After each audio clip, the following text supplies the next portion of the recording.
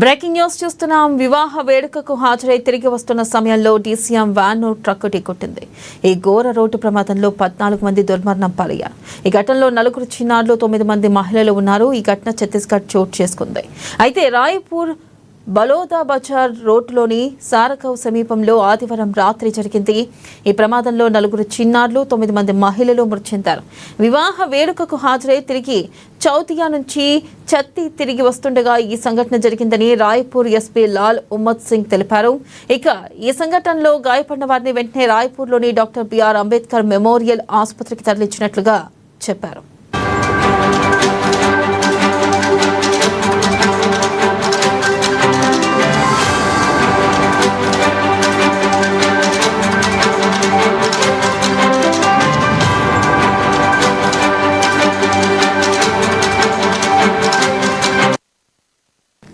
Breaking news చూస్తున్న వివాహ వేడుకకు హాజరై తిరిగి వస్తున్న సమయంలో డీసీఎం వ్యాన్ ట్రక్కు ఢీకొట్టింది. ఈ ఘోర రోడ్డు ప్రమాదంలో 14 మంది దుర్మరణం పాలయ్యారు.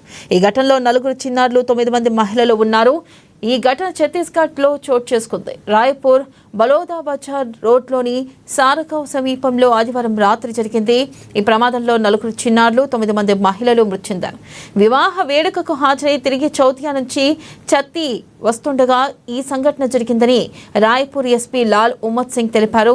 ఈ సంఘటనలో గాయపడిన వారిని వెంటనే రాయ్పూర్లోని డాక్టర్ బిఆర్ అంబేద్కర్ మెమోరియల్ ఆసుపత్రికి తరలించినట్లుగా చెప్పారు. पीछे पीछे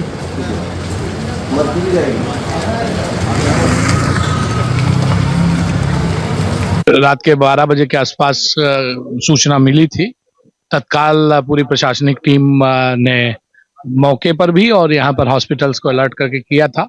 13 लोगों का निधन हुआ है और बाकी 11-12 लोग घायल हैं। उनकी प्राथमिक चिकित्सा के बाद उनको हमने यहीं मेकाहारा शिफ्ट कर लिया है। उनका चेकअप करा रहे हैं। अगर किसी को भी कोई चिकित्सीय आवश्यकता होगी तत्काल कराई जाएगी।